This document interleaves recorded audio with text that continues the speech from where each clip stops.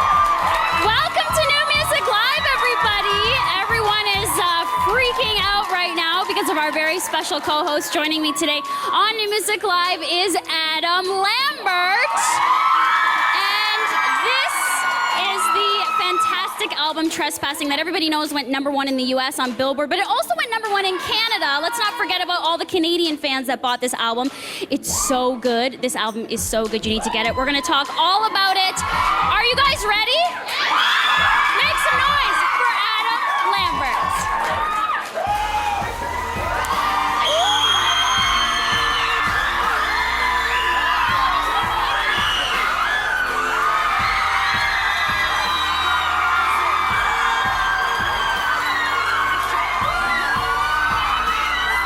You look so good. Take a seat right there.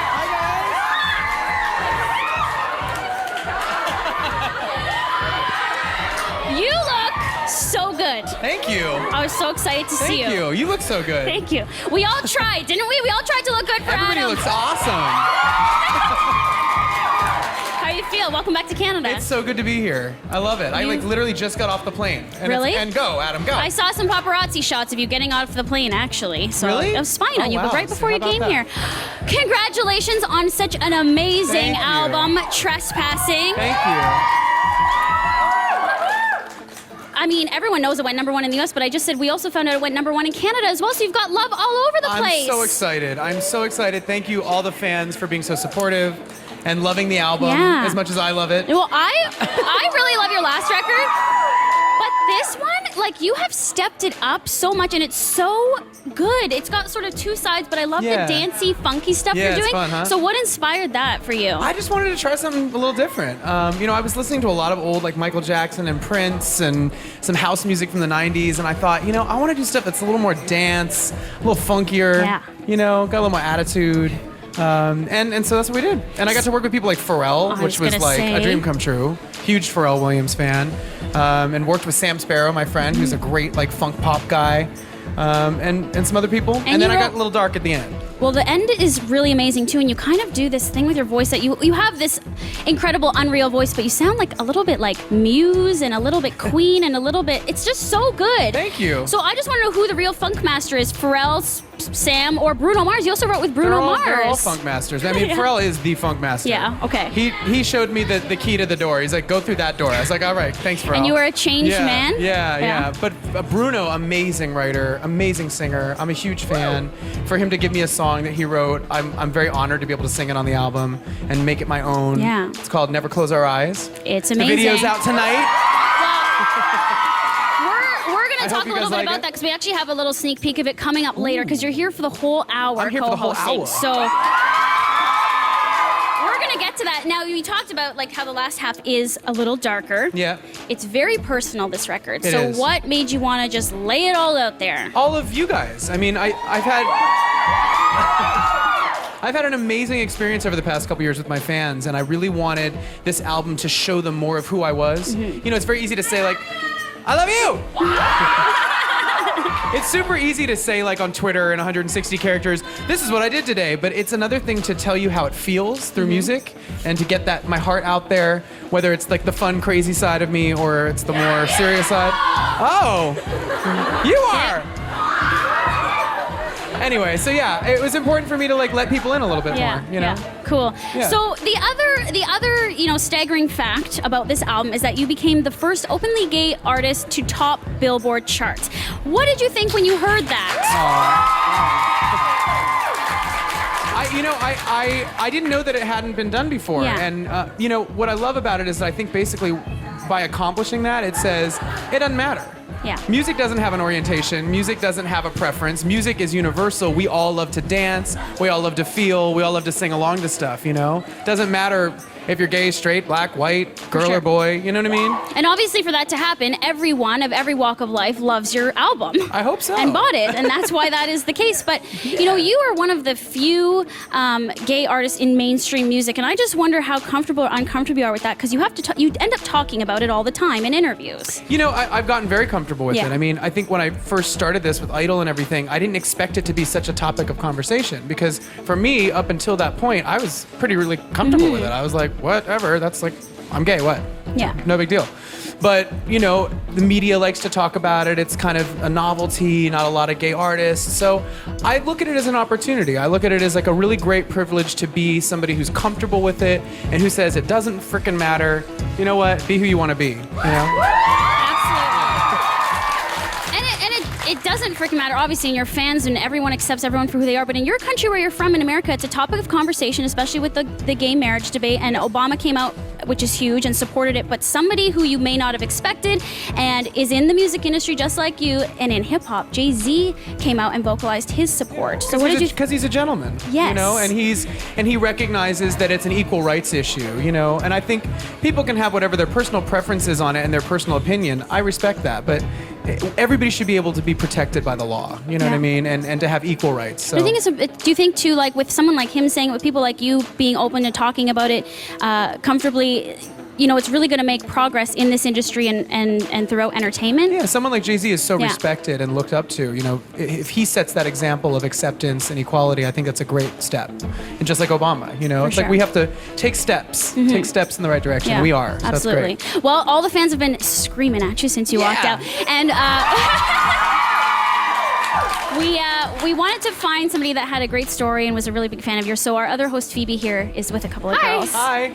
Yes, I've been hanging out with these fans all day, and Leanne was telling me... Are you okay? Yes. Okay.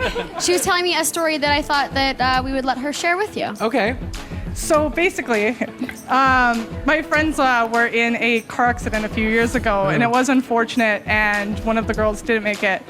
And in sad tragedies, people kind of dissipate as friendships, you know, don't talk as often.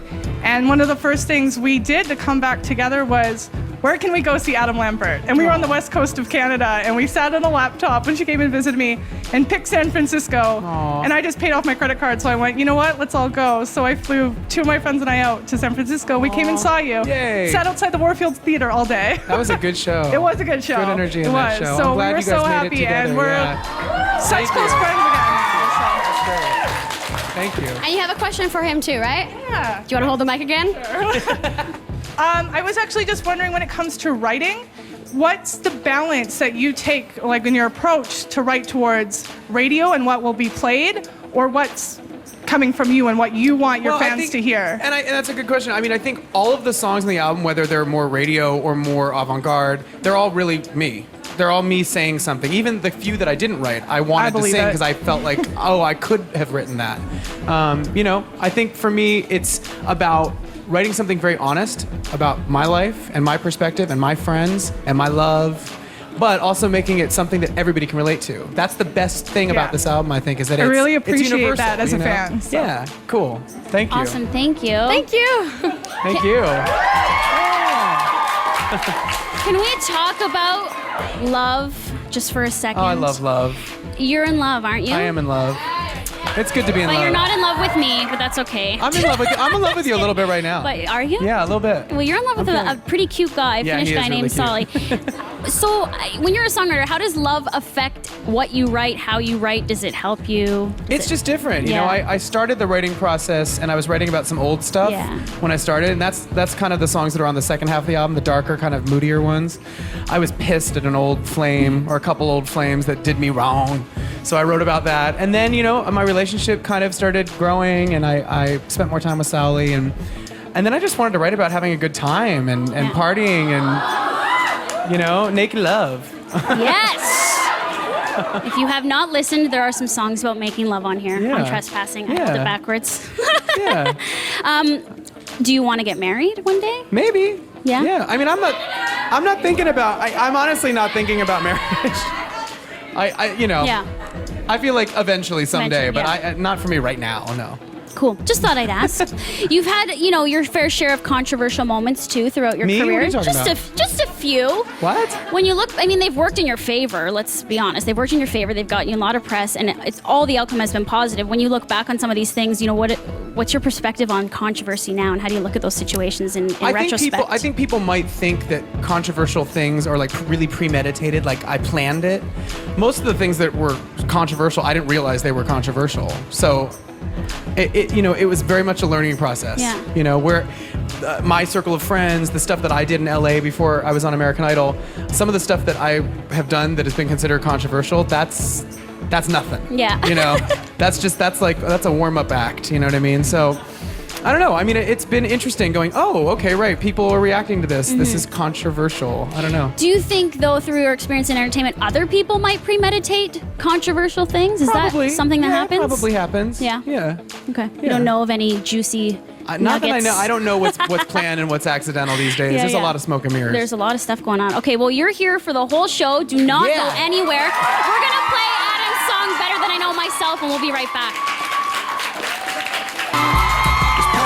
We got the man of the hour back here, Adam Lambert, who is our co-host today. And guess what? Adam Lambert and NML is trending in Canada on Twitter.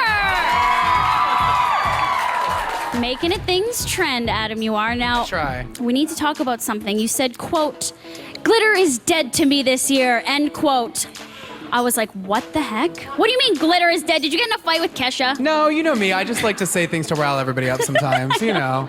I just wanted my lovely Glamberts to realize that we are shifting our fashion choices this year. You know, I see a lot of the yellow-black motif. I love Yes. that. I think after all those meet and greets that I had with all the blue glitter on everyone's face and their hair, and it would always get all over me, I was like, no more glitter. You gave it to all the press too and all the fans because you'd hug them and then you'd leave a little piece of you. We're changing the trend, you know. No more blue eyeshadow. We're Okay. going yellow.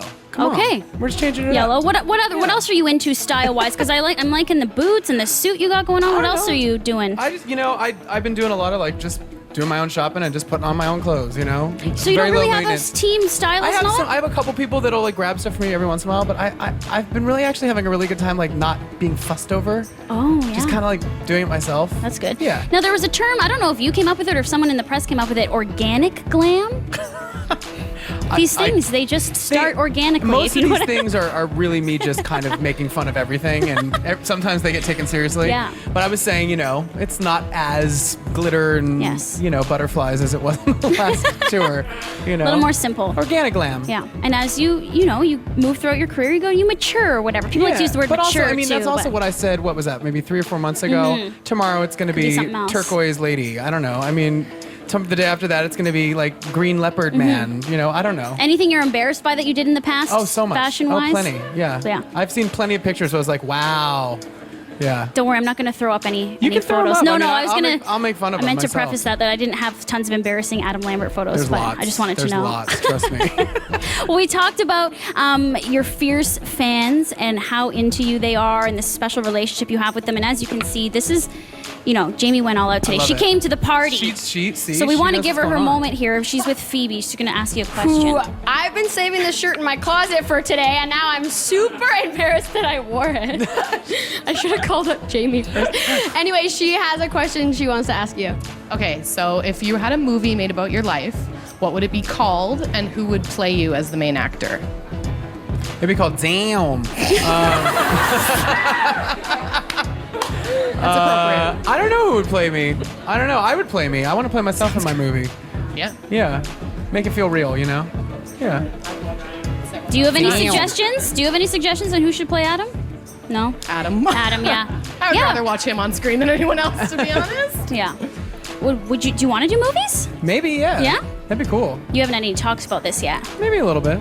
Maybe a Maybe little a couple bit. conversations, but nothing's like in the works yet. I was Yeah. This album took like all of my energy this Yeah. year, and I poured myself into it. So now that this is done, now I can go Maybe. perform it for everybody, Cool. and then maybe in the future something else. So, Awesome. yeah. Well, we'd all love to see you up on the big screen. That'd be We were fun. talking about fashion and style, and we want to play something we called Fashion Forehead. Oh right. You know this is coming. I Okay, heard. so you have the 3 pictures there. Don't look at them. No, I won't look. It's like that game where I'm gonna put the picture up on my head, go and first. yeah, and then Okay. you describe only based on fashion stuff or Okay. style who All this right. celebrity is. Okay. And we each have a minute. So put a minute up on the clock. I'll go first, and Adam will give me clues. You guys ready? Okay. Midriffs. Britney Spears. Yes. Woo!